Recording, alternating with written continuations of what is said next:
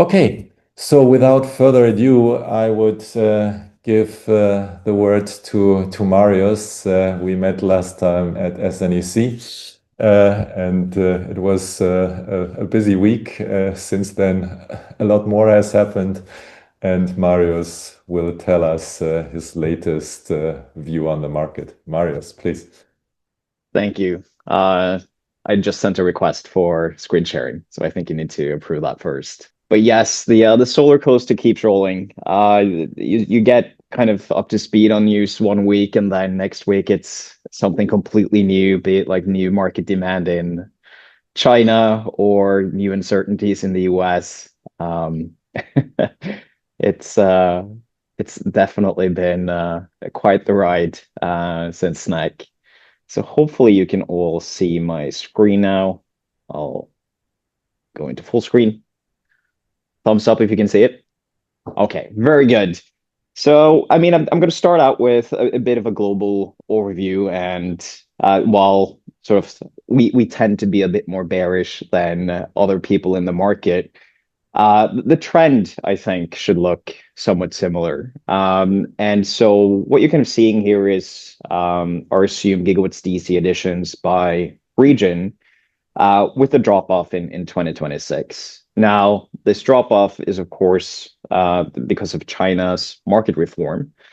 And then you have a couple of weeks going, and they managed to create new demand, be it through RPS for heavy industry or combating desertification. They seem to be able to always create demand for solar panels. So China is definitely a country that can keep surprising us.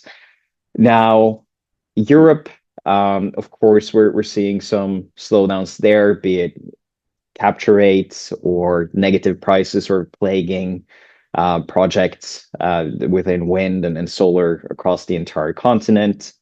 In the Americas, you're seeing very flat growth in South America.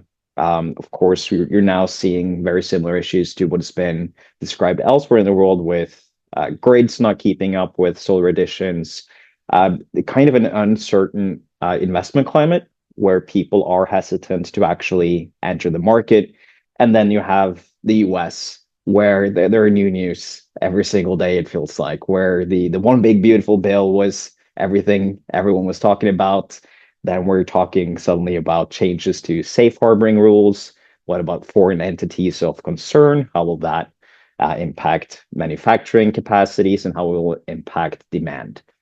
So the US is also a bit of a wild card, but we will see that there's definitely some security for the short-term pipeline in the US and more than enough demand for power set to enter the market. Now, in APAC, outside of China, of course, you're seeing India and Pakistan being the really big drivers for growth, but you're also seeing steady pipelines really driven by government auctions and corporate PPAs, much as you do see in Europe and other markets. But these are creating a steady pipeline for a lot of Southeast Asian countries. Now, be it Malaysia or Vietnam, we are expecting growth there as well. And then Middle East and Africa, of course, they are a story of their own, with Saudi Arabia actually expected to be the fifth biggest installer of solar over the next 5 years. So they are entering the market with a big splash. Moving a bit to Europe and also just talking a bit about the supply chains, as you can see by the demand line here, this seems very, very flat. And something that's been the case in Europe ever since the Green Deal was announced and following, you also saw a lot of announcements throughout the supply chain, most of those within the module space. Not a lot of them actually manifested. And a lot of these announcements and ambitions, they have been pushed out towards the late 2020s, moving to the 2030s. So whether or not we will actually see these sort of announcements manifest, that actually is yet to be seen. Now we're seeing with the secondary regulation for the NCIA, there might be created demand for made in Europe akin to the domestic content bonus we've seen work in the US or with the ALMM and soon to be the ALCM in India, creating demand for made in seems to be sort of the best way to support manufacturing. Now, where you put the requirements for that, be it from the polysilicon or the wafer or the cell or from the assembled module, will be the defining factor for where we're going to see the growth within the value chain. Speaking of sort of the current module announcements that we have, I mean, imports into Europe has remained strong on the module side. Now, on the cell side, while we're seeing sort of a positive growth here, the volumes themselves are really small. And with the lack of cell manufacturing capacity in Europe, even active assembly capacity for the modules themselves have to be operating at extremely low levels. And it's a difficult market when you're competing with 9 cents per watt for Chinese modules, when you have to sell yours for more than 20, especially with project economics being where they're at in Europe, which we'll also touch upon a bit later. Now, most of the growth in Europe seems to be, or let's call it flat growth or additions, seems to be defined by government auctions. And government auctions, they have been increasing steadily since the 2020s. And with this NCIA requirements for non-price criteria auctions, this is where you're going to see potential demand for made in Europe. Now, while this is one driver, the other one would, of course, be corporate PPAs. We're expecting demand growth also in Europe due to data centers, among other things. You need to secure a stream of revenue. So be it corporate PPAs or be it these government auctions with offtake schemes such as the contracts for difference or feed-in tariffs or feed-in premiums, you need a guaranteed stream of revenue, or you need a really quick adoption of storage. Because if you go merchant in Europe, regardless of which sort of country you're in, if you're in the Nordics or if you're in the middle of the continent, we are really plagued with negative prices in Europe. And this has been exploding in 2025 compared to 2024, which was already a year where we saw a big increase in negative prices throughout the year, with June in 2025 really being the massive month for exploding negative prices. Now, you see a lot of this is actually in Sweden. And as you have different bidding zones in different countries, of course, some of these countries might be a bit overrepresented because you're going to have so many different pricings in the market at the same time. But it's not only wind causing this. So if you look at the right-hand side, this is really the distribution of hours with negative prices over the course of 2024. So that would be the full part of the left side chart there. You're seeing an overrepresentation of negative prices during the hours when wind is really blowing and there's not a lot of sun producing. And that's really located in the Nordics.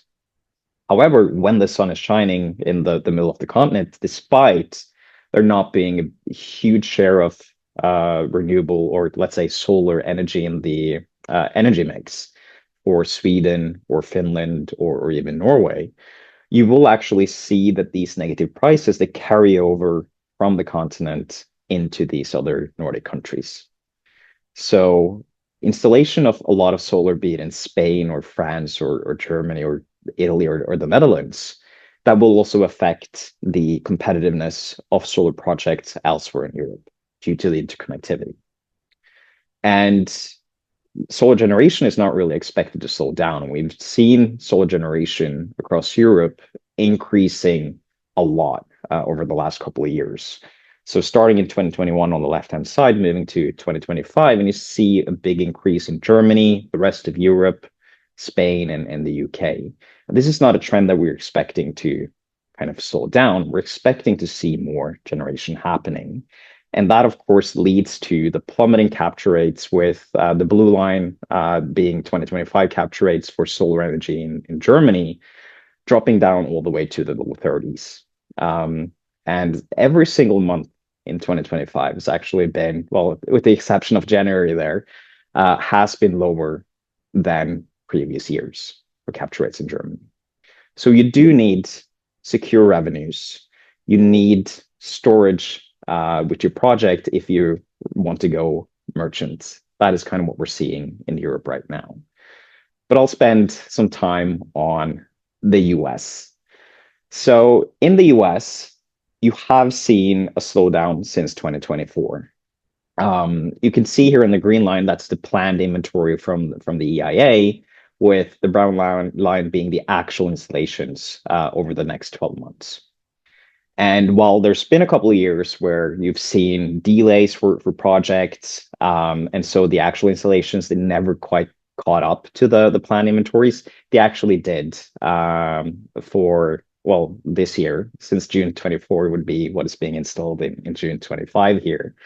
Actually, it's caught up now, but you do see this slowdown with a slight uptick in 25. Now, there's a lot of uncertainty going on here, and this is all utility scale projects, by the way, regarding will you be getting the ITC or the PTC? Of course, we're seeing an accelerated sunset for these credits for solar and wind, not for batteries. And sort of with that ending in 2027, you will have a short-term pipeline spoken for by major developers. They will have safe harbored in these credits already. But the question is whether the safe harboring will stay as it is, and if it gets changed, will that happen proactively or will it happen retroactively? Because Treasury, they do have the opportunity to actually go in and change safe harboring rules, meaning that you can lock in current policies for 4 years once you, as it previously was, incur 5% of the total project cost or start construction on the project itself. That is definitely set to change, but no one really knows what the requirements will be quite yet. If we break this planned and actual installations down, you can see that ERCOT is really the market where most solar growth is set to happen, with a slight kind of flattening of the planned inventories over the last 2 years or so. And CAISO, being the California market, is really saturated. Now, they've been installing solar for quite some time. But as I will show you in the next slide, they haven't been installing a lot of solar until recently, meaning that the California market is actually a bit of a mirror to a lot of European markets right now, where it's difficult to make revenue for solar projects unless you have some kind of offtake scheme to guarantee revenue. Now, for the rest of the US, growth is also expected to be quite steady, but still driven by ERCOT. Now, this is the same chart just for the batteries. And while you could see in the previous one that ERCOT started a few years later to really build out solar compared to CAISO, they started more or less at the same time to add in batteries. Now, this has a major impact for the capture rates and negative prices in the two different ISOs in the US. What you can see here is the brown line. This is a 90-day average day-to-night power price ratio. I was running out of time last night, so this is an easier kind of way to do it than looking at the capture rates themselves.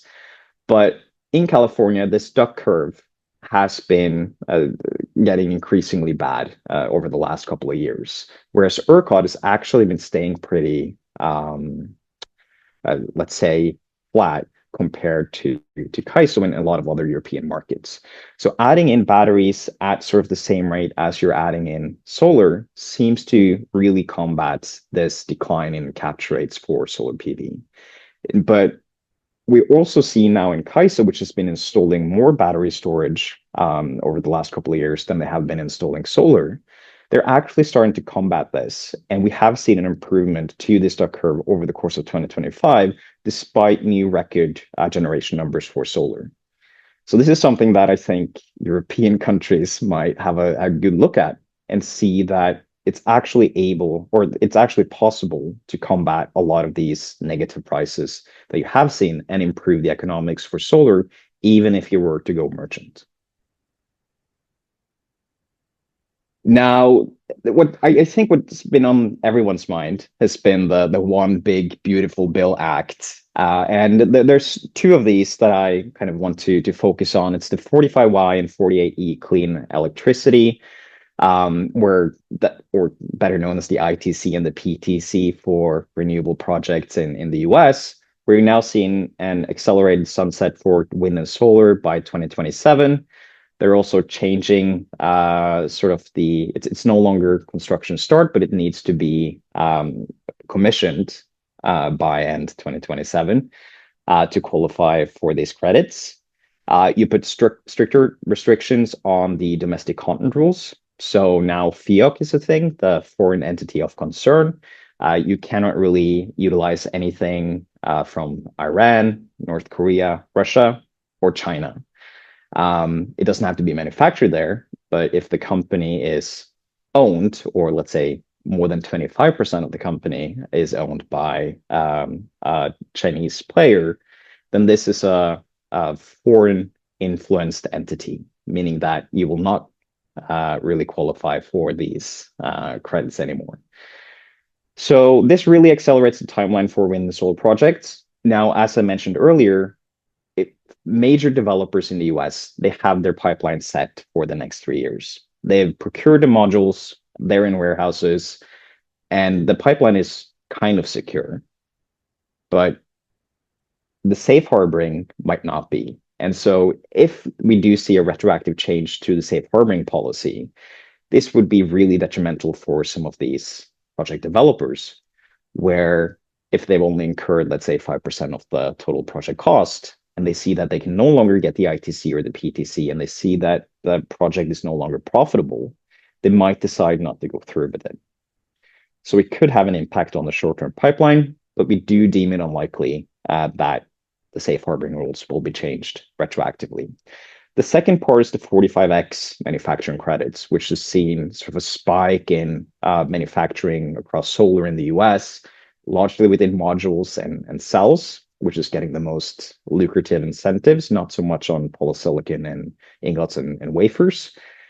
But they do put quite strict foreign content tests. So even stricter than qualifying for the ITC or the PTC as a developer of a project, if you want to get these 45X credits, you need to have a similar fraction of your costs being non-foreign entity of concern. So they can't really be from Chinese companies that are Chinese owned, regardless of where they are producing.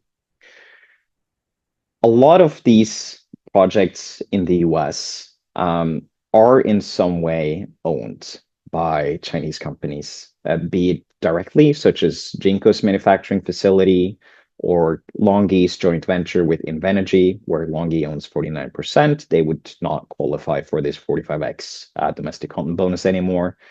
Of course, you have JA, Energy, Hunan, even Boviet Solar, which is headquartered in Vietnam and has no manufacturing facilities in China, is owned by Bowie Group. And so they would not qualify for the 45X credits.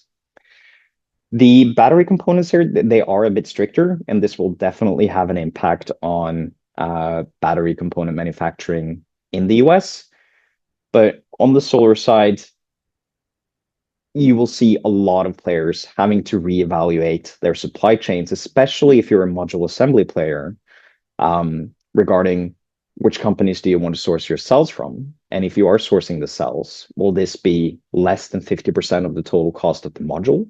As long as you procure, let's say, US-made steel frames, back sheets, encapsulants, and glass, it seems like you will be able to still qualify for these 45X credits with imports for maybe 26, 27, maybe even 2028, but it gets increasingly difficult to get these 45X credits with the current value chain that is available in the US.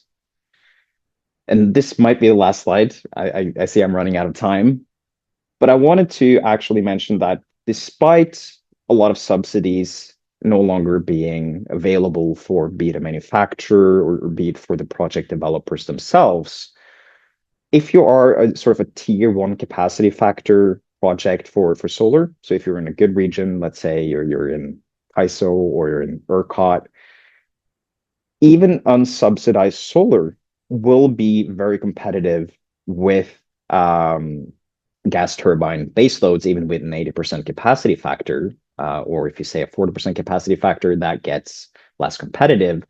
And building out gas peakers is definitely not going to outcompete solar when it comes to LCOE, even if you were to build it in a non, let's say, ideal region for solar resources. Now, if we're saying that these unsubsidized solar in a tier one capacity factor location, and the planned capex is around 1.6, 1.7 USD per of peak now, then even then you will outcompete new capacity for these combined cycle gas turbines. But if you can get that capex down, you will see that the LCOV of building out solar will actually be cheaper than operating existing gas turbines as well. So as we do see demand grow in the US, and despite the huge pipeline of gas projects now set to kind of meet that demand, the time it takes to build out is only increasing. You're also seeing the cost increase because gas turbines themselves, prices have skyrocketed and lead times along with it. So it will take time to procure that gas turbine for your project. And at the same time, it might actually be cheaper to just build out new solar than to operate existing facilities. So with a lot of data center demand coming in the US, we are definitely expecting solar to still have a place in the energy mix because you need a lot of power and you need it fast, which is where solar shines.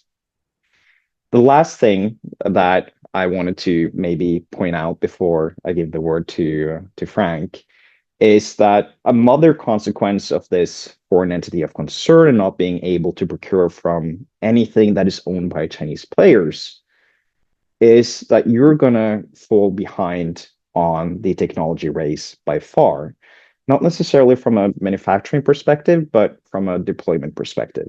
You will still be deploying PERC, TOPCon, heterojunction for the years to come. So on the left-hand side here, we can see this sort of share of cell technology with a production start in 2025. There's a lot of back contact. There's some perovskite here. Of course, still a lot of heterojunction and TOPCon. This is globally. But if you look at Europe and North America combined on the cell side, I mean, it's all CadTal, it's heterojunction, and a huge chunk of that is PERC, with a smaller share being TOPCon. Of course, there's been a lot of patent litigation issues, especially in the US regarding TOPCon technology. And it's prompted a lot of risk-adverse manufacturers to move into PERC with maybe the thought to upgrade to TOPCon down the line. There's almost no back contact. And whatever's there on the perovskite side, it's small production lines that's really just pilot phase. So they will fall behind on the technology side. So I think that's all I had, and I'll leave the word for Frank. Okay, cool. Thanks, Marius. A lot of to digest and discuss. There are already some questions. We'll take them later. So then